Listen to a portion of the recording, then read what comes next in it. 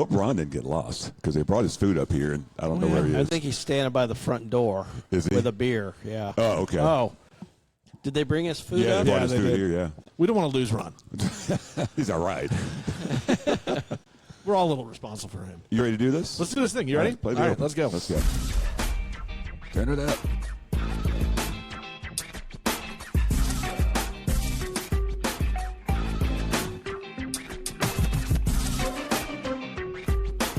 Beers with Nigel is poured for you by Dire Oil Graphics, promotional products and design. They cover your brand bumper to bumper with graphic design, promo products, and print. See what Dire Oil Graphics can build for you at direoil.com. That's DYEROIL.com. Smooth jazz. We found Ron. There he is. Ladies and gentlemen, Ron's back. He's okay. He's okay. He's fine. Everybody stop. Yeah. He's good.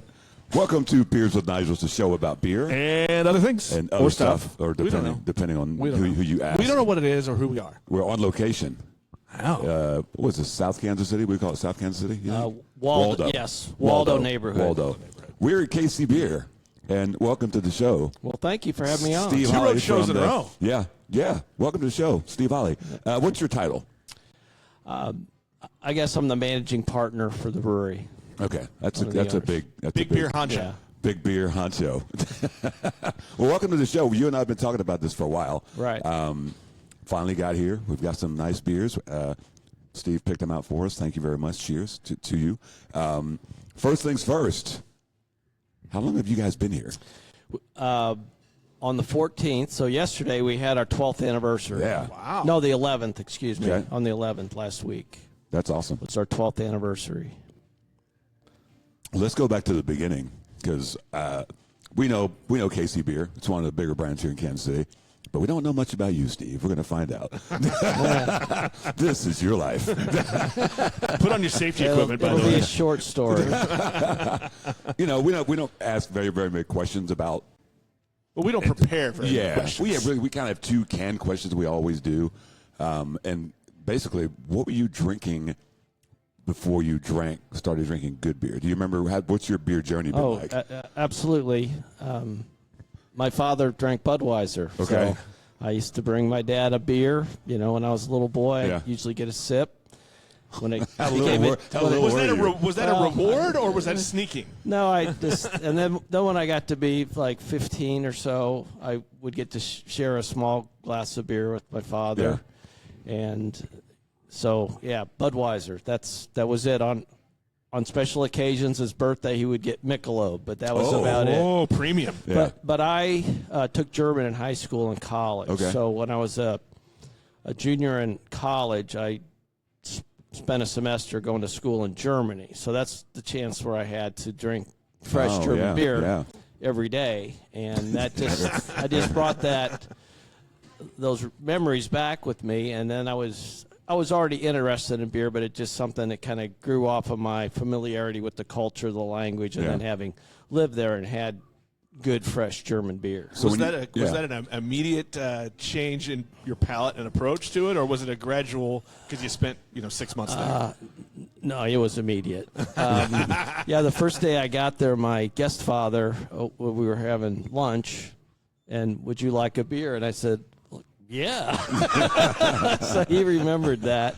But no, those were Pilsners that were much more bitter than an American light, or at that time domestic lager. There really wasn't much light beer. So, but it's very similar to an American style. It just got more malt character and more bitterness. So when you said you were interested in beer, were you like home brewing? How'd you get into like the? So I read a lot about beer. I remember for Christmas one year I got Michael Jackson's World Beer book. I Not read that Michael Jackson. No, there's a different Michael not Jackson. the one glove Michael Jackson. He only drank out of one mug. the little guy from England who was a beer writer. Mm-hmm. So, and then in my early 30s I started home brewing, and then I thought, someday I would really like to open a brewery. So I got interested in getting more involved in the beer industry, so I became a beer judge at the Great American Beer Festival. Okay. To do that, I had to be recognized as a beer writer, so I wrote a bunch of articles on beer. Eventually got 2 books published by the Master Brewers Association. And then I was just involved with that. And then I worked until I was 55. I was in the real estate investment business for a large life insurance company, Northwestern Mutual in Dallas, Texas. I took early retirement at 55, moved back to Kansas City where I grew up, and in South Kansas City actually too, and just opened the brewery. And was that a plan at that point, or did it just? I mean, is that part of why you came back? Well, I came back because I did want to open the brewery, but I also wanted to open a brewery where I grew up, where my family lived, and I still have friends from junior high school that one of them's here almost every day. Really? So awesome. I wanted to be around family and friends. Yeah. Kansas City was sort of behind the curve for breweries in 2014.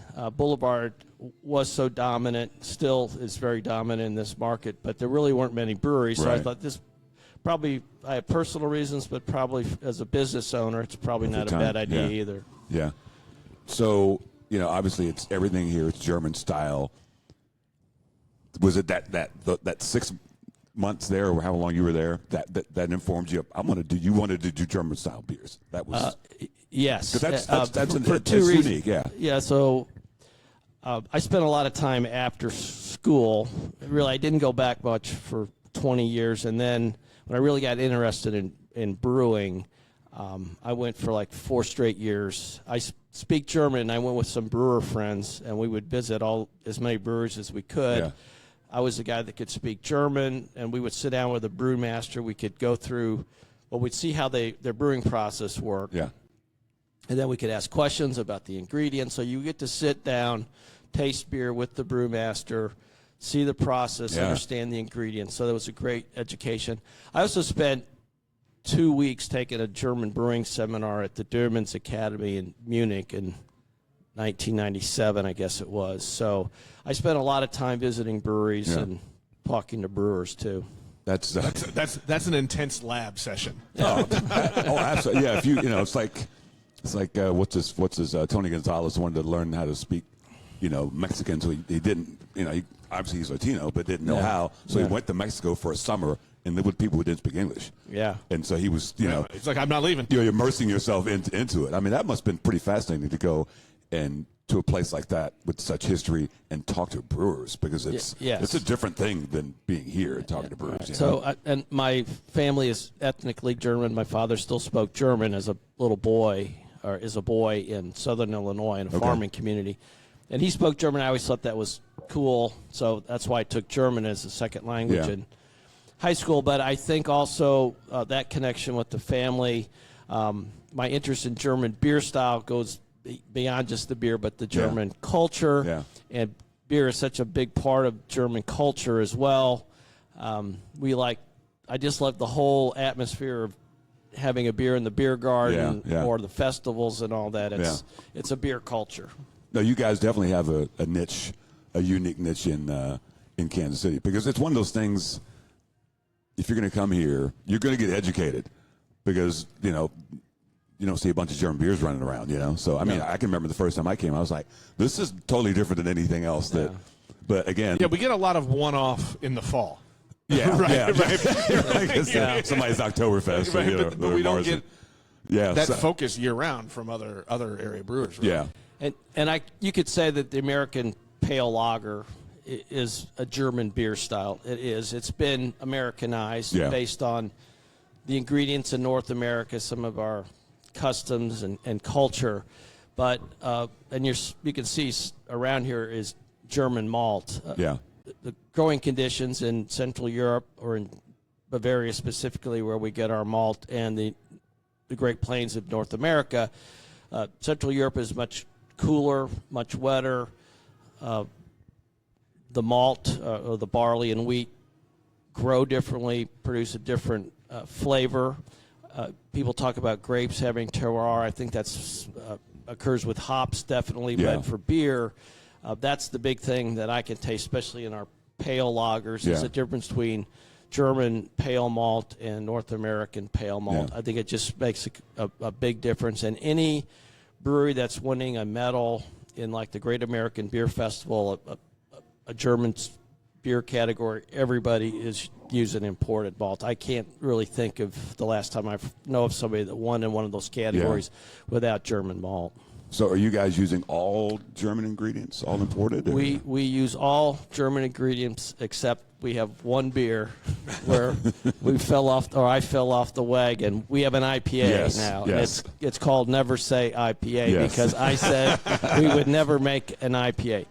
That has all German malt in it. It has German and American hops, and it's where all of our beers, other than Never Say IPA, have no other ingredients. We do add a enzyme to reduce diacetyl production through the dry hopping phase, which is almost mandatory. That's not Reinheitsgebot, and we also, because of the dry hopping process, have to add some forced carbonation. Otherwise, all of our beers are naturally carbonated, only have 4 ingredients: malt, hops, water, and yeast. So you hit on a word there, Reinheitsgebot.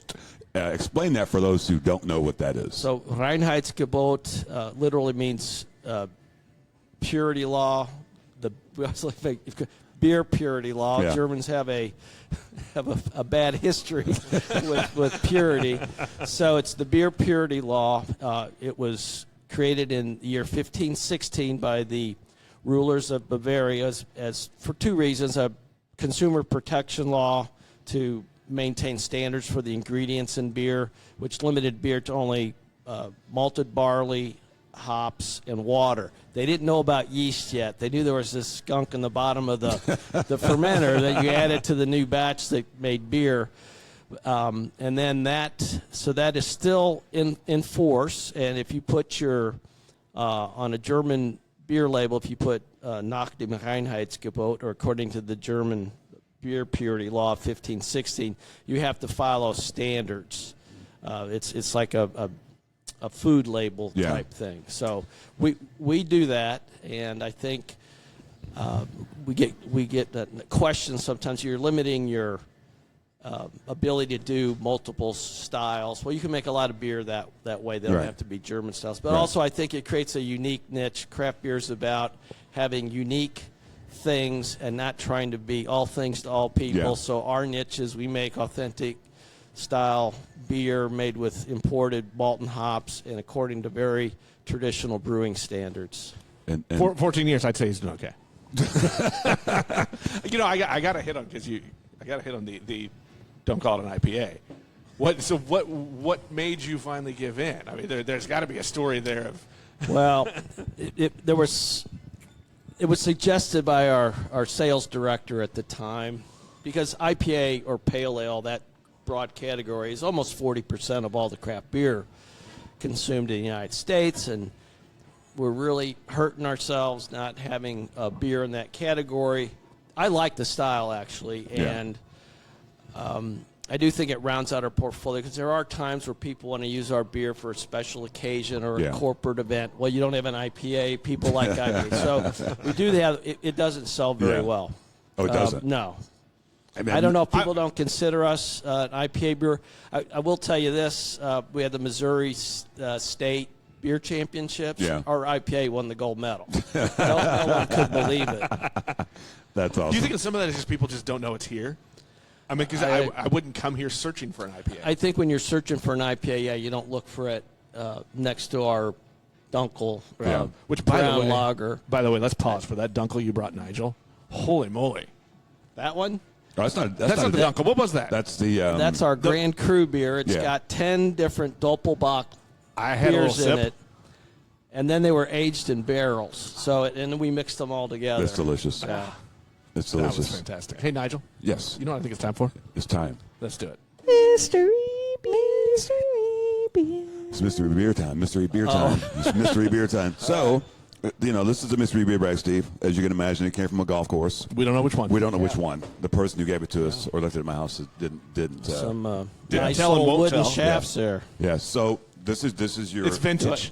Am I going to hide my eyes? Well, I no, love, no, I love blind beer You tasting. don't necessarily have to hide your eyes, but you're Okay. gonna read. There's 3 in there. Grab one. Yeah. You can look at the style, just don't look at the ABV. If you can avoid looking at the ABV. Oh, I see what we're doing. Yeah. Just fish around in there, and you've got a bottle. There you go.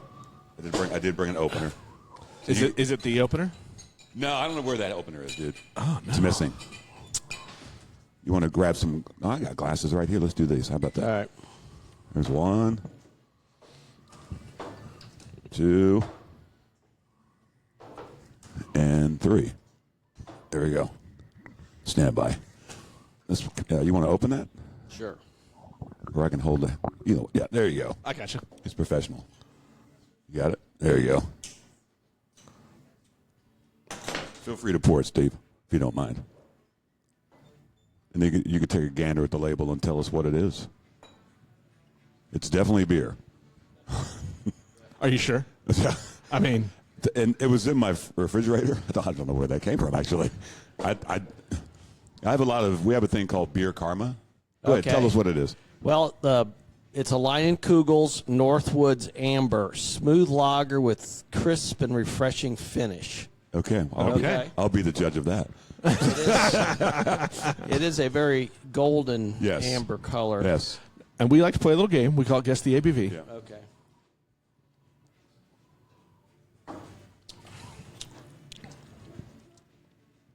Sure.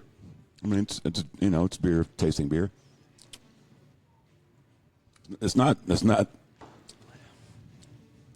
Look, it's following up my farmhouse ale, so I'm not as happy with it as I am the ale. I'm sure this beer's pasteurized. Also, the light color that's got, I'm sure, was created by putting a little bit of darker crystal malt in it. You can kind of taste the burnt candy flavor to the. Why do you think it's pasteurized? Because it's owned by Miller Brewing Company. And it's probably made in Milwaukee. Now, I don't know if Leinenkugel has their own. Because I'll look at where it was made. Yeah. But we got to guess the ABV. I'm going to say 4.8%. I'm going to go 4.2. We go 4.7. We play Price is Right rules. Some of these big breweries though don't put the or ABV you need on. readers. 4.9%. Oh, wow. winner. I'm the winner. There you go. That's all yours. Well done. That means you get to finish the beer. That's an easy drinker. Yeah, you could. Well, it's Have a few of those on the porch. Yeah. so I don't. It's Jacob Leinenkugel Brewing Company, Chippewa Falls, Wisconsin. Okay. Milwaukee, Wisconsin. So I think this was. They still have Leinenkugel was bought by Miller. Okay, I did not 20 know that. years ago. Yeah. And I think now the beer. I don't know if they have the brewery in Chippewa Falls anymore. It's probably made in Milwaukee at the big Miller brewery there. Yeah. Interesting. I mean, it's a beer. It's beer. Okay, so back to you.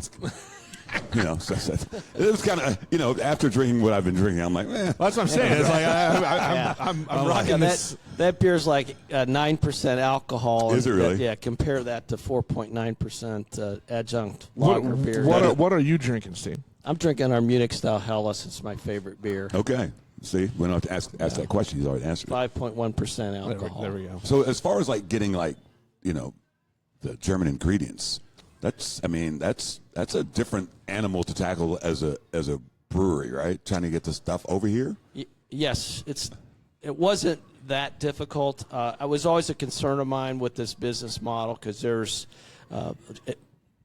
long supply chains always add risk to your business. Yeah.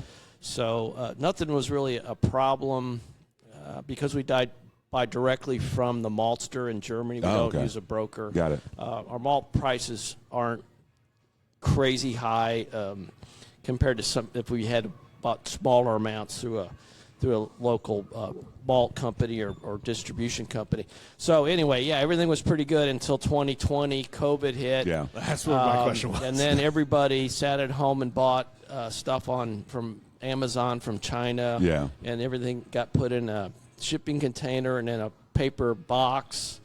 And so we had delays. The shipping costs doubled.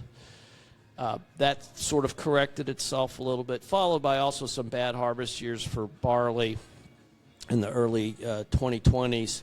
But then, this year we got hit with tariffs. So, Yeah. Yeah. Depending, I'm not even sure right now. Depending on when and where, it's between 10 and mostly 20% we pay on our malt and hops. Wow. Yeah, That's a big increase. it is. Has the logistics evened out? I mean, is it still just a long, hard slog to get stuff here? Yeah, shipping costs have come down. Packaging costs have stabilized. But that's probably been one of the bigger struggles we've had is loss of profit margin because of increased input costs. Secondly, people just aren't drinking as much beer as they did before COVID.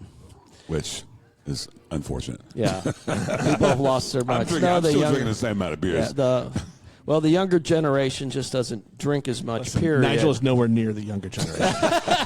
That's why I'm saying he's still on board. He's still playing for the team, man. Yeah, I'm still a team player, man. Got to keep it going. I feel like I have not decreased my consumption of beverages since 2020. Yeah. I still drink. I mean, there's we have a thing called beer karma. When you give beer, you get beer. Yeah. So I have a lot of beer that people just. I mean, I got 4 beers yesterday, just for no reason. I'm like, just for no reason. So when I go get the mystery beers out of my fridge, I'm like, where did that come from? I have no idea where that Leinenkugel came from. The idea. best was that refrigerator during 2020 though. That thing was full. It's still full, sir. It's still I just have a lot of beer just running around, and plus I don't drink it at home. So, well, that was cute.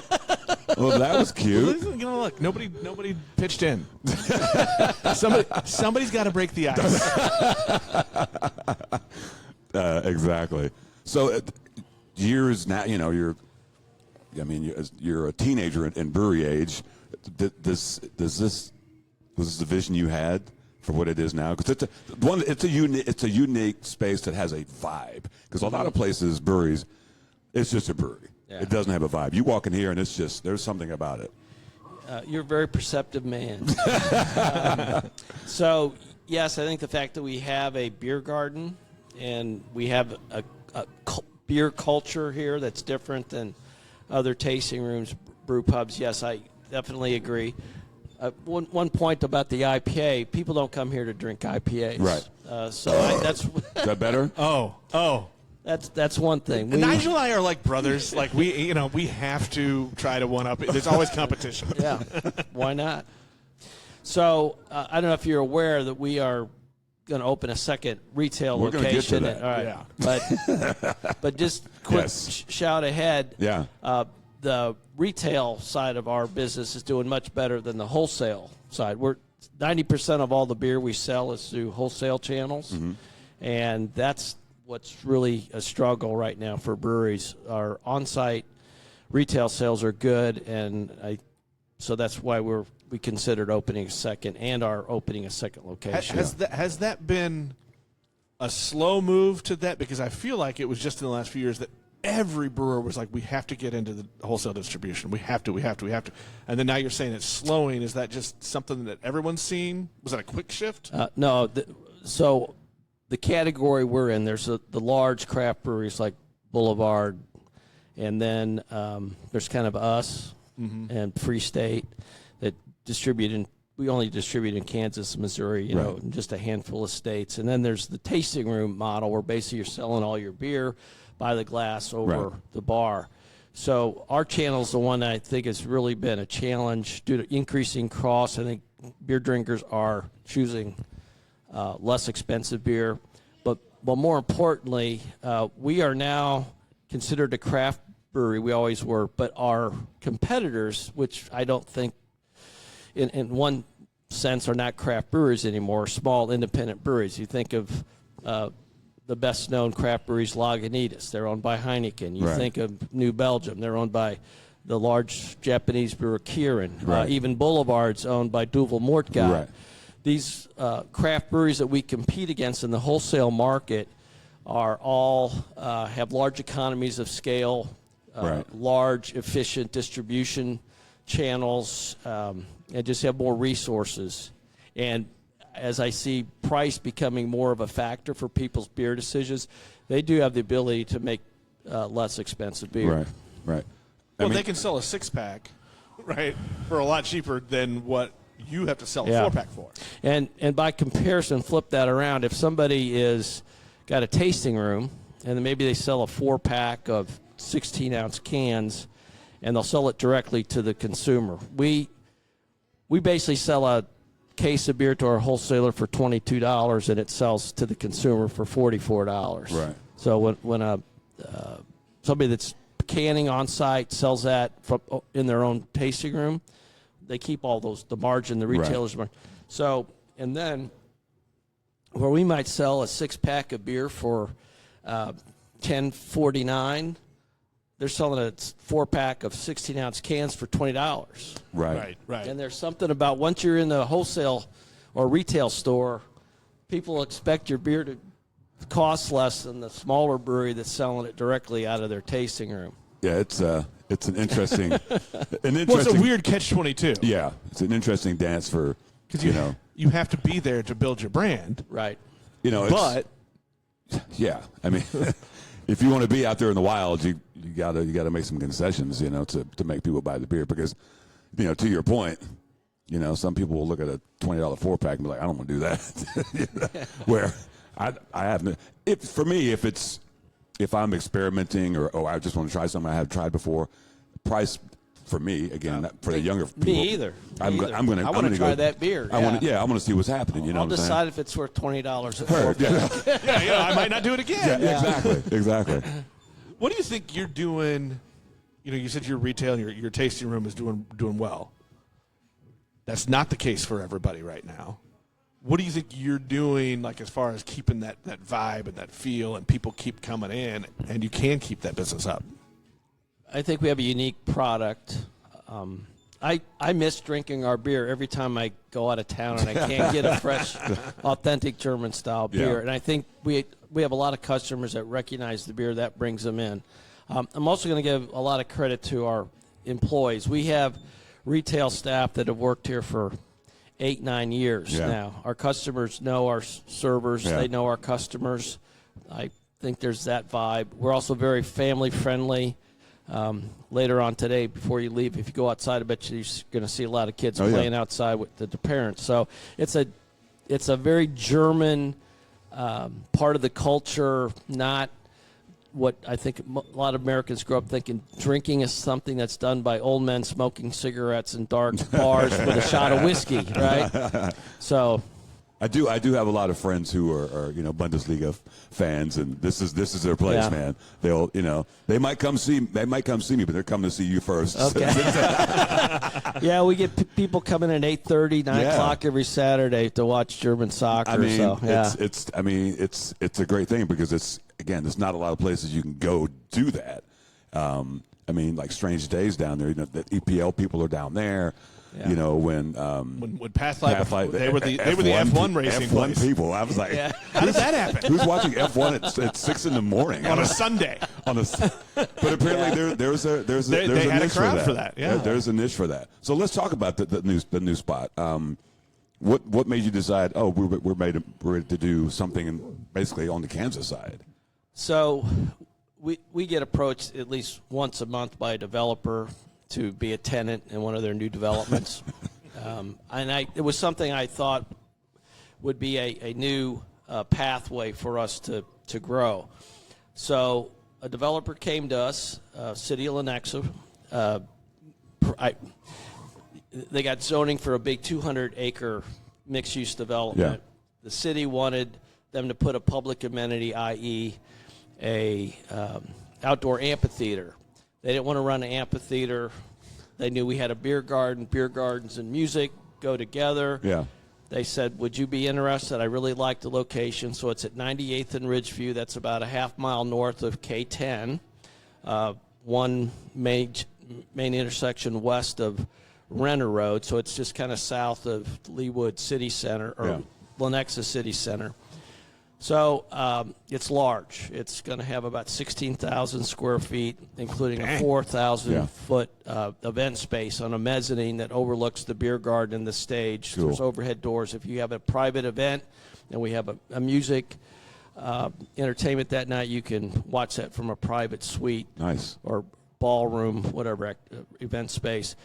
We'll have a beer hall, a bar, and we will brew beer there, Showcase Brewery, and then we'll have a beer garden with about 150 covered patio seats, Wow. and then another 350 That's a plus big in the facility. beer Yeah, garden. that's big. There'll also be a playground area for kids, so you can bring your kids and they can go play, and you can still watch them, but Yeah. they're not going to be running around the tables, Yeah. hopefully.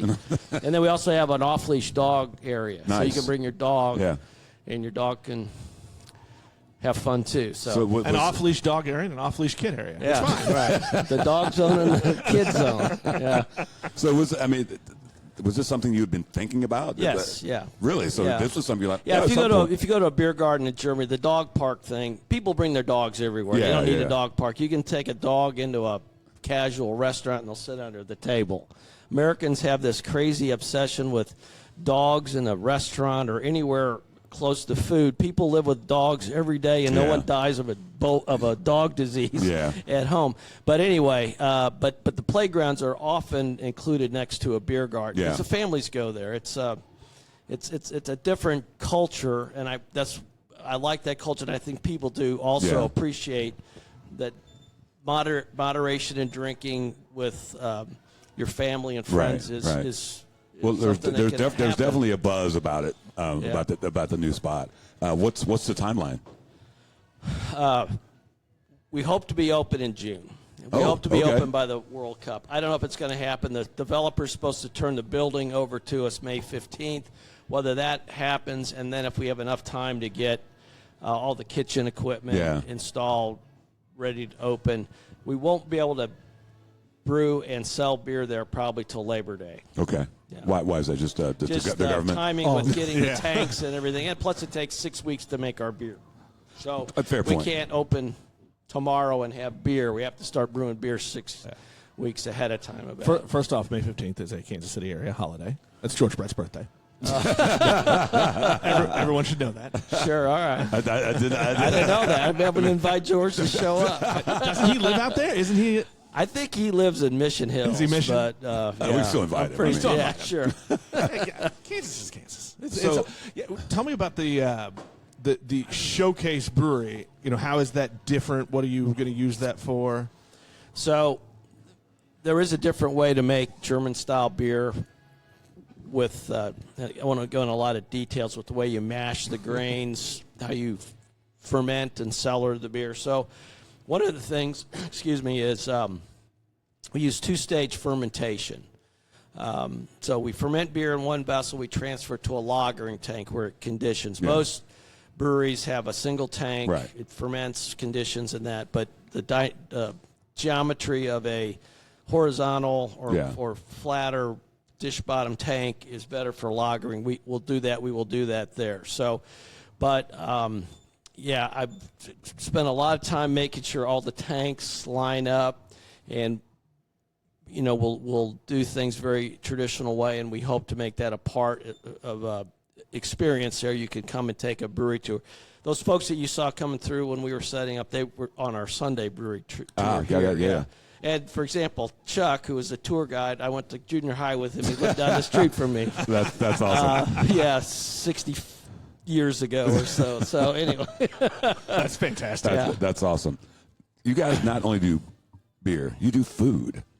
We do food, yeah. And it's like German-style food. Tell us about that, because I tell people all the time, like Ron was like, do they have food there? I'm like, absolutely, Yes, they they have food. do. So the food menu has grown a lot Yes. since we first opened. Yes. I didn't know anything about running a restaurant. I still don't know if I do. My wife is a lifelong restaurateur, but we have continually added new menus to the items, although we still have a very small kitchen. But we get our sausages, most of them from a butcher in Madison, Wisconsin. Okay. Very traditional. Even my German business partner says those are real. Really? Yeah, and any of the Germans that visit here and that didn't taste real would tell me. Yeah. Because that's what Germans do. They tell you what they think. And then, and we try to get traditional things. So, look, one of the things we've just started adding. We don't have it every day, but it's called a döner kebab. It was something brought by Turkish guest workers to Germany after World War II. It's basically a Euro sandwich. You know, the pita bread with the meat and the yogurt sauce. Yeah. It's probably the most popular German street food in Germany. Okay. We've tried that here. People love it.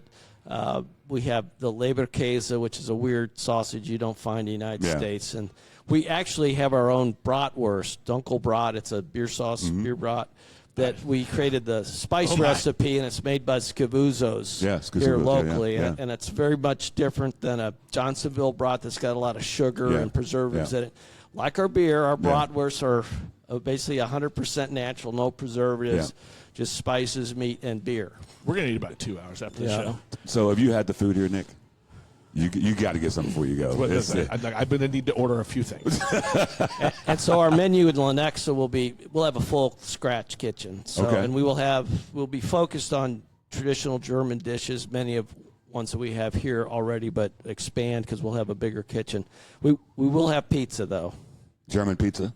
Well, just pizza. I don't know what that is. Germans love pizza just like Americans do, and it's something I don't want anybody that decide not come visit us because they don't like German food. Right. You can get a pizza, plus a lot of the stuff that is German, like a rotisserie chicken. Yeah. That's very German. That's the best-selling food at Oktoberfest. Really? The sausages, schnitzel is a chicken fillet or a pork tenderloin. There's a reason pizza's so popular. You can put anything on crust and throw it in the oven. So, it's fine. You touched on something, and it's kind of interesting.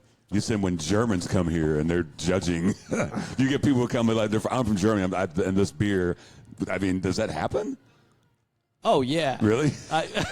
Oh yeah, definitely. So I wasn't at the St. Patrick's Day parade last year, but we had a German flag and an Irish flag. Apparently, we put the German flag upside down on the float. I walked in on Tuesday. Jurgen here was immediately explaining to me the proper directional orientation of a German flag.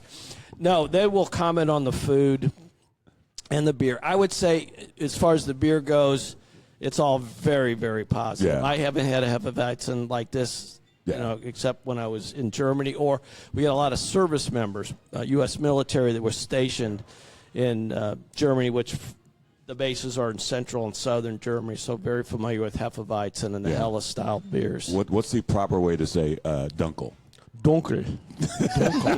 And the only reason I asked that, I've got a couple, because we have a Dunkel on right now at Transparent, and there's two guys, and one guy, they both lived in Germany. Yeah. They're like, give me the Dunkel. Okay. Yeah.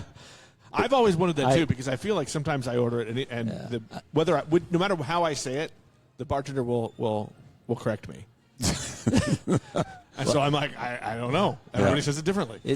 It's known as Dunkel in Kansas City, and I will catch myself saying Dunkel, and then a German. Yeah. Dunkel. Are you still fluent? I am very conversational. I can carry on a adult conversation pretty easily. I did some I did in college, but I could maybe figure out 3 words. Could you order a beer? No. No, there's nothing conversational left. Here, ein Bier, bitte. Wow. So what'd you call me? Listen, I knew that one, but I had to take a second to translate. Yeah. Speaking of beer, we're out. Let's have another mystery beer. Yeah. Mystery beer number 2, Steve. These are 2 cans. I know that. I miss a brie, by the way. Yeah. All right. Tell us what that is. That is, it's German apparently. It's a Krampus winter warmer from, I need some readers, man. Beer House, can you read that? Beer House Maltschäler. Yeah, see?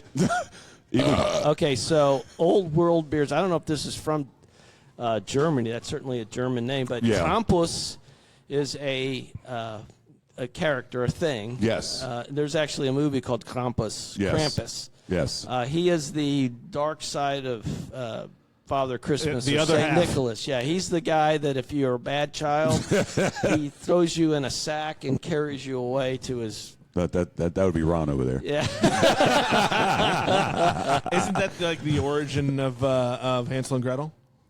I Isn't don't there know. a connection there? I don't know about that. Hansel and Gretel, that was a witch. Krampus is a dude. For some reason, I was He's a thinking bad that I had dude. read, No, they I had actually read a have- history somewhere, and they were Yeah, like, it was yeah. somehow tied. In German-speaking countries, they actually have parades where guys dress up like Krampus. And winter warmer, it makes me think spices and stuff. Yeah, so that's why I'm thinking Almost this is like- a German brewery that made this beer in America because a winter warmer is usually an English. Oh yeah, that's mine. Yeah, and that's yeah. oh, Finish that off. all right. We weren't communicating. Yeah. Like, sir?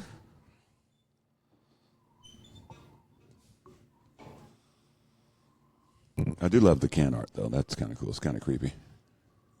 Kind of creepy. Well, Krampus is kind of creepy. I mean, heard.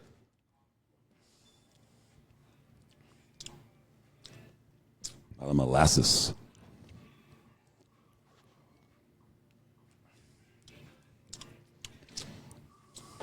That's a holiday.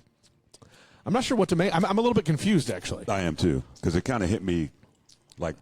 Well, the front Would I- side's different than the back side. Like a... Here we are.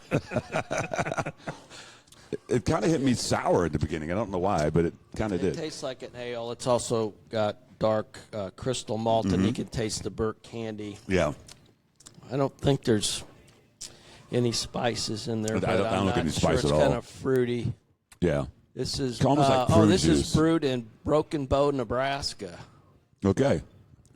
So Krampus probably visits I there. didn't know about this brewery. This is a strong winter warmer with flavors of molasses. Is that molasses? Molasses, and probably. balanced with spicy hops. Spicy hops. I Okay. don't get anything spicy, but there's definitely that burnt sugar. Yeah. I mean, It's definitely interesting. And not for- that I am in any way qualified to really break down a beer. I mean, yeah, you are. I mean, just use your words. That's all you got to do. Good, bad. Yeah. That's all you got. Me likey. Pour more or don't pour more. That's really how I break it down. So winter warmer, I'm going to say it's supposed to be higher ABV, Yeah. and it kind of has a little warming thing, if you will. But not. It doesn't feel too high. What do you? I'm gonna go. It doesn't taste boozy. Yeah. I'm gonna. Well, He's like, you go first. we I'm can't gonna let go. I'm gonna go. Nick go last because he's gonna take a Well, look, I play. ABV in the middle of our I two. play Price is Right rules. $1, Bob. Yeah. I'm gonna Listen, you got to play to win the game. I'm gonna go 8%. I'm not going that high. I'm gonna go 7.7.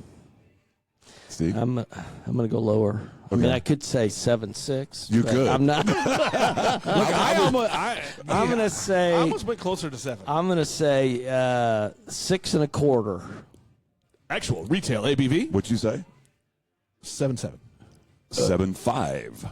Okay. I was just over. So 7.5. he wins again. Yeah, there you go. So if it had molasses in it, that's a fermentable sugar Yeah. that could boost the Yeah. alcohol content Yeah. without leaving a lot of Yeah. residual sweetness and booziness in Yeah. it. So I don't think I'd want more than a Congratulations. taster. Well, actually, you won. I went over. You won. Oh, you did. Yeah, you did go over. Well, right, you're you were right. closer though. That's I don't know that I want more than a taster of that. It's fine. I mean, it's okay. You know, I don't like, hate it. Again, I just don't need more of it. I think it probably came from my buddy Scott Kranz. The 'cause- first family. Yeah, the first family, Kansas City Beer. We've got some friends of ours. I'm sure they've been here plenty of times. And the lovely thing during COVID, when people couldn't go anywhere, they would go around and pick up beers for people and just drop them off their houses. Really? Yeah. So we call them the Kansas City First Family of Beer. Sounds like I should hire him as one of our distributors. They would probably do that. Or IT. He's an IT guy too. So there's He can fix your printer while delivering beer. So, how many employees do you guys have? Because when you come in here, like Steve, you got some people who've been here for a while. Yeah, full time about 40. And then Really? there- Wow. Yeah, then there's probably 38, but then there's some part time people like Tessa is going to nursing school or getting the what's the thing where you're can write prescriptions. Pharmacist? No. Nurse practitioner, I guess. Sure. But she Smarter than us. works here on the weekends. Okay. She's worked here for like 4 years. So what, as we have quite a few people that just work a few days a week. as a person who works at a brewery and has to hire, to have people that long to stay. Ooh. Did you drop your mic Did. there? That was a mic shop moment. Well, I mean, but that's a feat in service industry to have people stay that long. What do you guys do? Oh, I just burped and talked at the same time. Sorry, snuck up on me. So, What's your secret? I think people like our atmosphere here. They like our customers. Yeah. Probably not. They don't necessarily like me, but we do. We do offer even for full-time retail employees, so servers. They can get health insurance. Nice. And a lot of restaurants don't do offer that, yeah. So, yeah, they get the same benefits package offerings that are full-time on the production sales side of the Right. brewery do, yeah. I think that's huge. Yeah, 401k, health yeah. insurance, disability. That's huge because a lot of breweries don't do that. No, I mean, and good on you for doing that. I think Yeah. that's So yeah, most places you're like, oh, not only is it a good thing to do, but that's a great way to keep people. We also have good beer benefits. ooh, let's talk more about those. Sometimes I question our business model, but on the other hand, like on a Tuesday, it might be slow, but all the guys and gals working on our packaging line or in the brewery are all sitting in our tasting room drinking our beer. They like to drink our beer, so I think that helps. That's good. That's good. If you don't like to drink your own beer, what size system are you guys on? We have a 30-barrel system, Yeah. so that makes 60 half barrels of beer. Yeah. We have 60-barrel fermenters, so we brew twice to fill up a fermenter. Yeah. And then 2 fermenters go into a lagering tank where the beer stays Yeah. like 4 weeks or more. What are you going to do in Kansas? Same system. It's a 20-barrel system, but we only have 20-barrel fermenters there and lagering tanks. So. That's still a lot. That's still a lot of beer. Will that be kind of the same rotation at that place, kind of just because of the nature of what it is, or? So we won't have as many beers on tap there. It's a little harder to do. So we'll probably have 6, maybe 8 at the most beers on tap. And so it'll probably consist of our 4 core beers, which I call our German core, the Helles Munich-style Golden Lager, the Hefeweizen, and the Dunkel, the brown Munich-style Lager, and our Pure Pils, or Pilsner. Probably add to that our Let's Go Lager, which is a German-style light Pilsner, 3.5% alcohol, and probably the IPA. And then we'll have one or two extra handles, and we'll probably brew the seasonal, which would be our Fest beer in the fall, or Kolsch in the summer, and our Schwartz beer in the winter. But there'll probably be occasions for variety. We'll buy kegs through our wholesaler from Kansas City Bier Company occasionally. You got to buy your own beer. Yeah, we do. Because you're across the state line. That's one reason we're brewing the beer there, because basically we'd have to pay our distributor about $50 to pick up a half barrel of beer and drop it off on their way back to the warehouse. That's dumb. It's all good, well and good. They do a great job, but that's just the way the laws are set up. So when you decided to move back, you're like, KC Bier Co. That seems to be the name you wanted to go with. Was that? I thought a lot about this. I think from a German naming standpoint, and so many small breweries that have oftentimes the name of the town in the name, I thought that was a connection to the German heritage. But nobody had called a brewery here Kansas City Brewing Company. Right. And then I thought, okay, beer, people will recognize B-I-E-R. Right. Is the same as B-E-E-R. Right. So that indicated we were local, and we made German-style beer. So that's kind of the 2 reasons I picked that name. It's it's simple, but it works. Yeah. You know, and even the logo is just like, oh, I get it. It's Kansas City German beer. It's well done. It's a well done and very simple logo. Like I love those that they're not too complicated. Do you? Well, Do except you? for our logo. Hold on, Steve. I'm just going to show you. I got one. Don't bring it out. I got one of our stickers. That was Nick made that. What were you drinking that night? That was a bottle of bourbon or a bottle of rum. I don't know. And he said it breaks all the rules of design. It breaks all graphic design rules. Nigel, I don't want to say this, but it looks like Nick sort of favored his good looks and was quite as generous to you on this sticker. Is there some competition going on there? I wasn't going to say anything. Look, I would like to say that I know any of the thought processes that went into that. I do not. I like it. I do like not. it. Yeah. Now the caricatures are from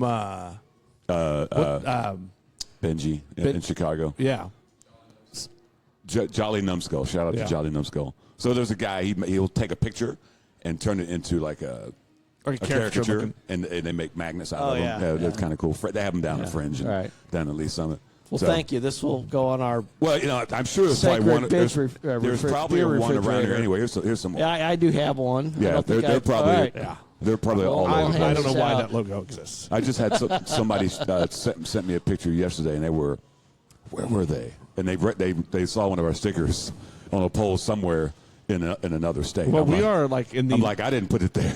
the northernmost highway sign, American highway sign in Alaska, right? yeah. Yeah.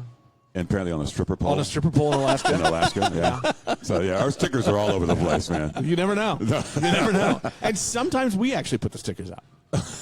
Sometimes. Sometimes. So let's do this before we wrap this up. We got to drink this other beer, Yeah. because we're already out of beer again. So, That is Bree Burrows, formerly of Big Rip. yeah, who moved to Okay. Denver. She came on the show and wanted to sing the jingle. Go for it. It's the last Yeah, one. last but not least. And this is an interesting beer because the writing is so small. I have no Yeah. idea. I tried to look at it today. I was like, I don't know what the fuck this is. I'm just going to bring it with Paper me. airplanes. So I've got a little MIA in my head. You got what in? Oh, Paper airplanes. what's in your head? You don't remember MIA? Paper airplanes? Oh, yeah. Yes, I know. Old. Do you mind rinsing me, sir, if you don't mind? I appreciate you. That's very nice of you. Nick, you want to do the honors for this one? Sure. Again, not sure where this, That beer mug is the dump. the dump. If you want me to dump it for you. There we go. There we go. There we go. You're a gentleman and a scholar. Thank you. Let us see here. Flying paper airplane on the can. Paper planes. West Coast IPA. Okay. Oh, dang it. I did see the ABV. It was right there. Where's it from? We'll guess the ABV. It's fine. Brewed by Lumen Beer Company, Omaha, Nebraska. Okay. A lot of beer from up north, apparently. Yeah.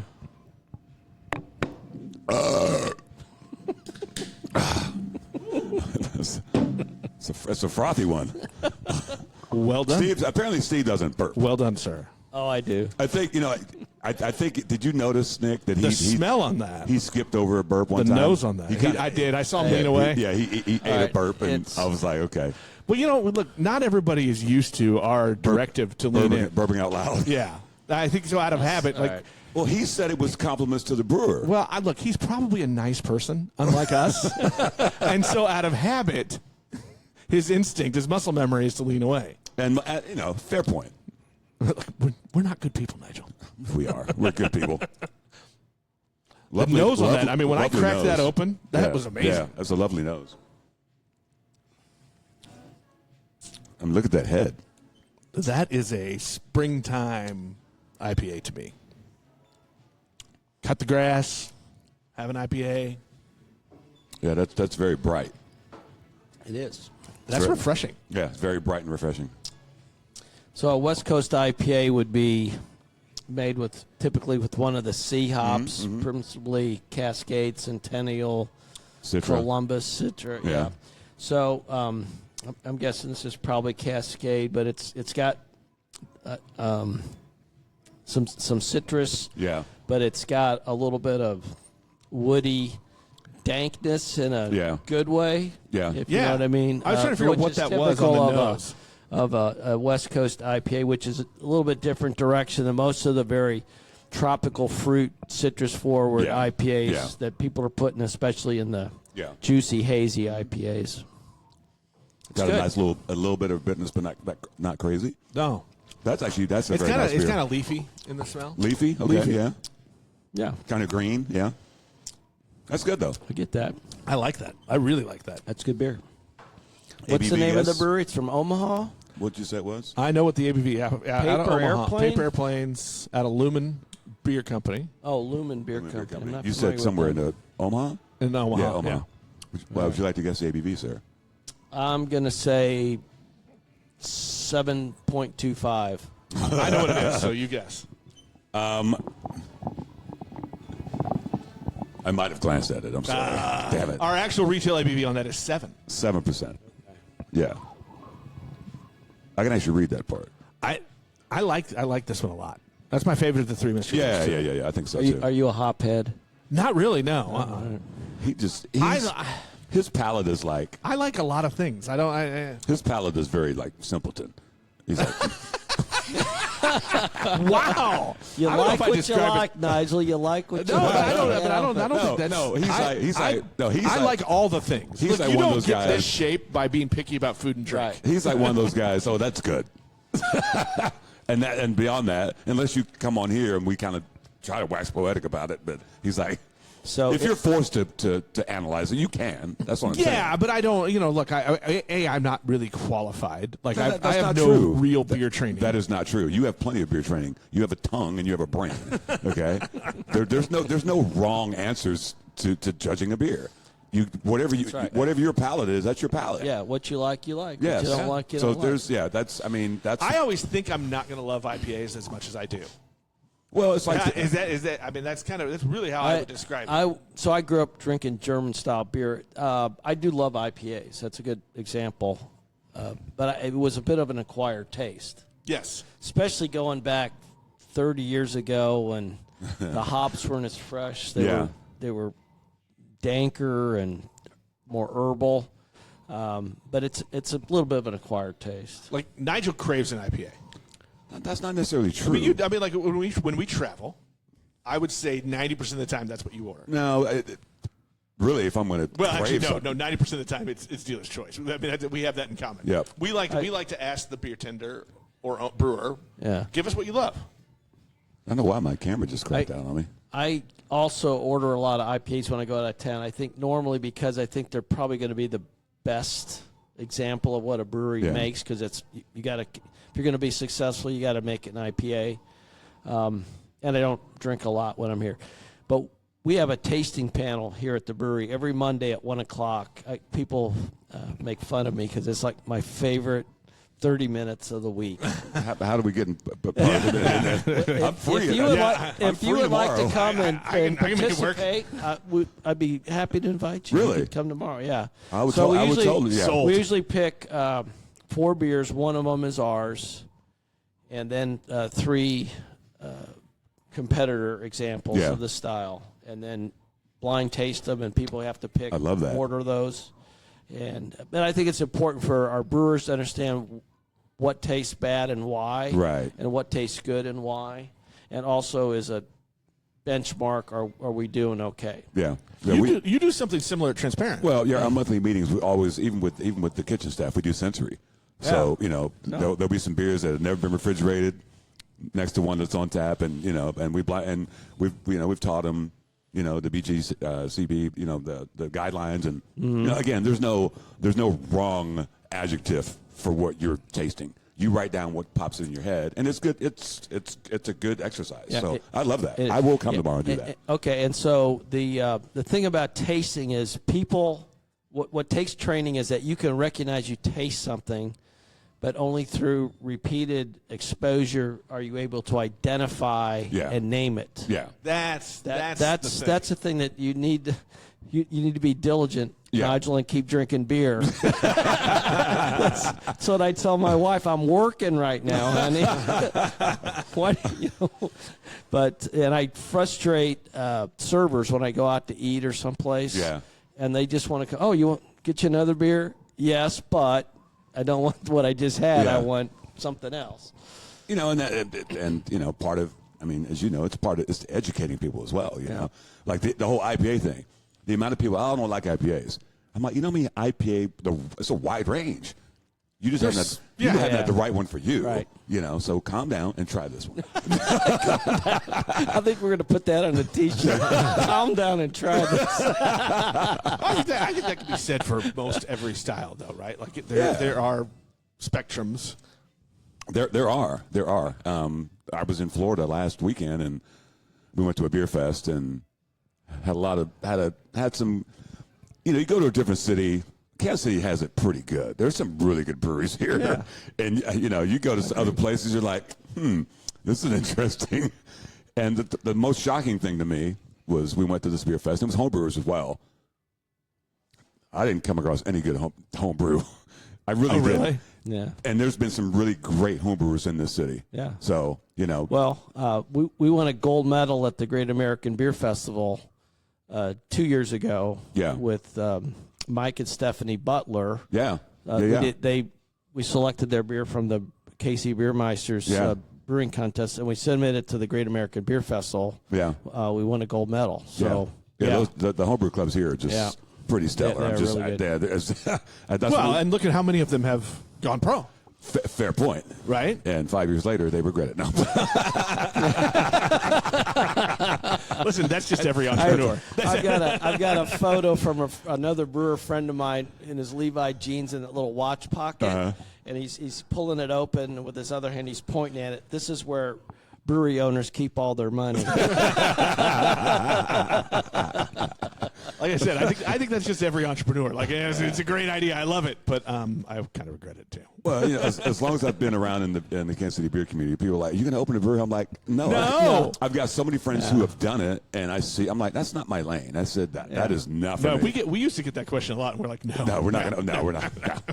We will drink the beer. I get on a brewed stand maybe once or twice a year. That's as far as it goes. I'm like, no. And then we don't do a lot of work. Well, you know, we know enough to be dangerous. Well, Steve, it's been a pleasure to have you on, man. I enjoyed your this hour too. It's been great. Now I have to give you a little bit of shit though. Okay. You know, so when I came for the whiskey cigar event you guys had, and Ryan was here. Yeah. Ryan beat you to it. He was on last week. All right. But you know he's what? a good guy. You know what? But we haven't posted it yet, so there's a chance. There you go. For the right price. Oh wait! I didn't mean that. But it was funny because we were here and you and I were talking about it, and he was like, "Well, I want to be on the podcast too." I'm like, "Calm down." That was a lot of fun. He probably answers emails faster than I do. I'm not very good at that. Well, that's why I was like, look, I have your number. I'll just text you. It's probably it's simpler. Yeah. Hey, where can people find you? Where are we at right now? Where is this place? We are at 310 West 79th Street, roughly a half block east of Warnell on 79th. We're in the Waldo neighborhood in South Kansas City. We're right across the street from Happy Bottoms that supplies. I was like, what is that? They supply diapers. Yeah. They supply diapers. I totally went to families, economically disadvantaged families. And they share their parking with you, I saw. Well, yes. Or you share that with them. Well, we have the same landlord, so we do lease that in the evenings. Oh, got it. Yeah, so. Got it. But, yeah, we have a great relationship. They do a lot of great work, so we get they get a lot of volunteers, and we always invite them over. Oh, nice. For a beer. I think they still get a coupon, so if you want to volunteer at Happy Bottoms, there you go. You can enjoy some good beer afterwards. Where are you guys? How do we follow you guys on the socials? We are at KC Bier, BIER, so KCBIER.com. Likewise of Facebook and Instagram. So, yeah. Right on. Yeah. Perfect. Where do they find us, Nick? You can find us on Apple Podcasts, YouTube, all your favorite podcast apps. And Nigel does the socials. He's on that Facebook and that Instagram for us at Beers with Nigel. Yeah. We don't do the artist formerly known as Twitter anymore. No. We gave that up. It's kind of dead, I think. But I hope so. Yeah. And really, it's more about my laziness. There you go. Here we are. Steve, thank you very much, sir. Thank you, sir. Appreciate it. Yep. Nice to be on. Thank you.